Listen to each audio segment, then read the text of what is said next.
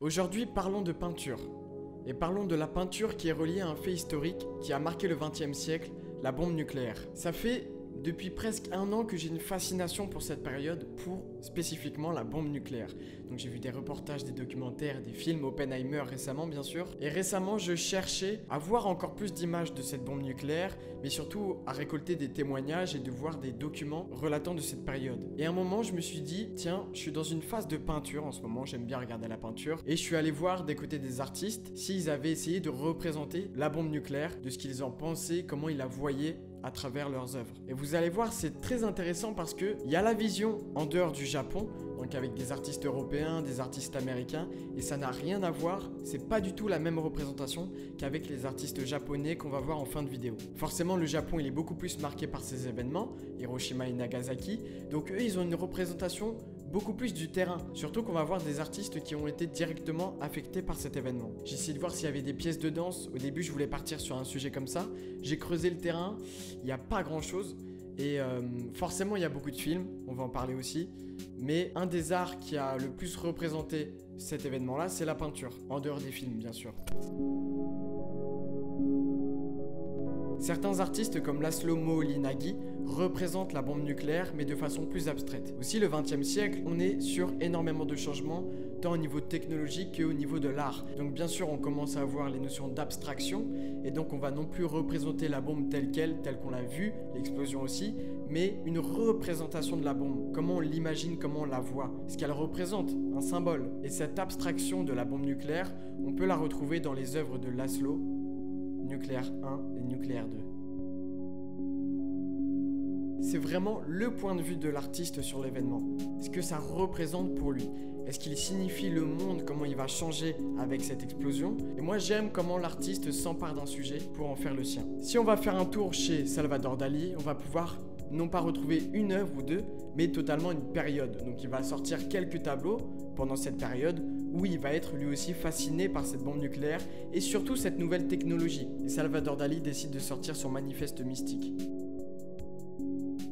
Il va s'inspirer de la physique atomique, et notamment d'une notion, le fait que les particules sont séparées mais se maintiennent en équilibre entre elles dans le vide. Et de cette période, il va sortir 4 œuvres, Idylle atomique et Uranique mélancolique. L'Eda atomique. La dématérialisation du nez de Néron. Les 3 sphinx de Bikini. En creusant ce sujet pour la vidéo, c'est ça qui m'a intéressé. Ces deux notions. Quelle représentation l'artiste se fait d'un événement et comment ça va influencer son art au point d'en faire une période. Et ce genre de notion, la période, on le retrouve chez Picasso, chez tous les peintres. Et il y a des périodes chez les peintres qui sont plus connus que d'autres, qui se vendent mieux que d'autres. Si nous allons faire un tour du côté d'autres artistes, nous avons Yves Klein, Hiroshima. Andy Warhol, bombe atomique. Moreau Bordin, Hiroshima Art.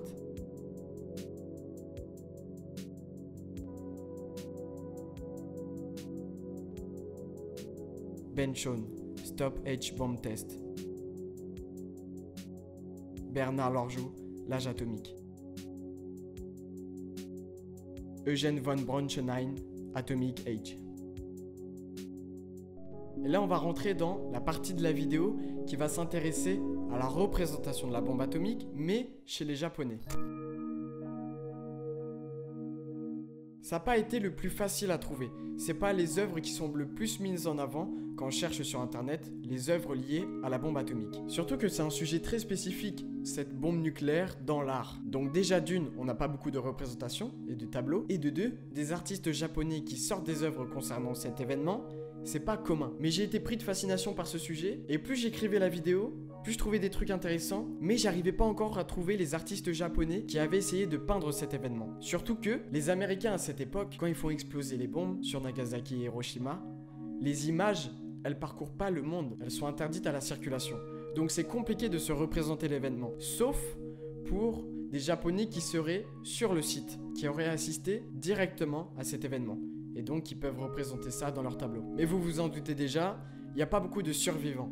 Et dans cette masse de survivants, il n'y a pas beaucoup de peintres. Et donc c'est pour ça qu'on n'a que quelques œuvres de cet événement-là. Notre premier artiste, Ukuo Hirayama, avec l'Holocauste d'Hiroshima. Cet artiste est victime des bombardements et a souffert des radiations. Dans ce tableau, l'Holocauste d'Hiroshima, il a représenté une divinité du bouddhisme, Fudo-Myo. Cette figure est souvent représentée au milieu des flammes, symbolisant la destruction des passions et de la colère. Ici, la symbolique prend tout son sens, au milieu des flammes, créées par la bombe nucléaire. Et il y a un terme qui désigne les survivants de Nagasaki et Hiroshima, les Hibakusha. Et Masaki Hironaka et Yukio Karaki en font partie. Ces deux artistes-là, enfants, ils ont assisté à ce drame, cette catastrophe humaine qu'a représenté cette bombe. Ils ont vu l'éclair, ils ont vu le champignon, les gens brûlés, les peaux qui partaient du corps. Ces survivants vont peindre les derniers souvenirs qui leur restent de cet événement. Ils vont essayer d'extraire le maximum de souvenirs et les mettre sur le papier pour ne jamais oublier, comme une sorte de thérapie. Et à travers leurs œuvres, ils vont raconter leur histoire, comme si les mots ne suffisaient plus et que juste les images parlaient d'elles-mêmes. Et vers la toute fin de mes recherches concernant ce sujet, des peintres japonais qui auraient représenté cet événement de la bombe nucléaire, je suis tombé sur une histoire incroyable. Elle aurait même pu faire l'objet de toute une vidéo à elle-même, tant c'est passionnant, tant il y a à dire, mais j'ai voulu l'inclure parce que ça fait partie d'un tout et qu'elle avait totalement sa place dans cette vidéo. Le couple Iri et Toshi Maruki. Ce couple va peindre une dizaine de panneaux, grands de 7,20 m sur 1,80 m. Iri et Toshi Maruki ont été à Hiroshima pour aider les familles sur place. Et pour eux, peindre ces panneaux, c'est comme une forme de thérapie, pour eux aussi. Ils ont beau s'efforcer de peindre en détail tout ce qu'ils ont vu et vécu sur place quand ils ont aidé les familles, mais pour eux ce ne sera jamais aussi terrible que la réalité. Ils ont tout un site qui résume cette histoire de la bombe nucléaire et leur vision, leur peinture, donc je vous invite fortement à aller faire un tour dessus. Tu peux aller lire leur histoire en détail. En 1970, le couple va organiser une exposition aux États-Unis. Sauf que l'accueil va être mitigé, parce que les Américains ont encore en souvenir l'attaque de Pearl Harbor par l'armée japonaise. Sauf que eux, ils veulent montrer l'universalité de ces événements-là. Et après cette exposition qui n'a pas rencontré un succès aux États-Unis, ils vont peindre le 13e tableau, la mort des prisonniers de guerre américains. Comment un artiste s'empare d'un sujet et le représenter comment lui il l'a vécu. Et les peintres ont une énorme capacité à faire cela. Un panneau de 7,20 m sur 1,80 m où tu vois l'horreur de la guerre, c'est fascinant. Et je voulais m'intéresser à ce sujet, je voulais en parler en vidéo depuis un moment, mais je savais pas par quel moyen. J'allais pas faire une vidéo historique où je raconte l'événement, ça m'intéresse pas, mais je voulais trouver un moyen de le raccrocher à l'histoire de l'art. J'ai pas trouvé de pièce de danse. En musique, il s'est passé quelques petites choses, mais pas assez pour en faire un sujet en vidéo. Mais c'est du côté de la peinture que j'y ai vu les choses les plus incroyables. Et vous avez vu à travers des extraits, à travers les documents que je vous ai mis, comment tout le monde ne représente pas la bombe nucléaire de la même manière. Certains la représentent avec des couleurs ternes, avec des couleurs saturées, en noir et blanc. Chacun la représente comme il l'a vécu. Et je vous ai dit que je voulais aller du côté du Japon pour voir comment ils l'avaient représenté, comment c'était ancré dans leur imaginaire. Et bien sûr, il y a la peinture, mais il y a un film aussi qui va symboliser plus que tout cet événement, c'est Godzilla. Ça va devenir un réel mythe au Japon et dans le reste du monde. Godzilla, il va représenter la bombe nucléaire. Il est au-dessus de tout, plus fort que tout le monde, impossible à arrêter. Et Godzilla, maintenant, ça dure depuis des dizaines d'années. Il y a tellement de films, c'est une immense saga, avec des dizaines de films, des dizaines de représentations différentes. Mais voilà, il symbolise cet événement-là. Et bien sûr, on a plein d'autres films, Hiroshima mon amour, Oppenheimer récemment, Dr. Folamour et le film d'animation Jane d'Hiroshima. Merci à tous d'avoir suivi la vidéo, c'était Encapostique pour la représentation de la bombe nucléaire dans l'imaginaire des peintres, dans le monde, mais surtout au Japon. Et si vous voulez plus de sujets comme ça pour une prochaine vidéo, faites-le moi savoir en commentaire ou sur les réseaux sociaux. N'hésitez pas à partager aussi la vidéo si vous pensez que certaines personnes peuvent apprécier. Je vous laisse, merci beaucoup.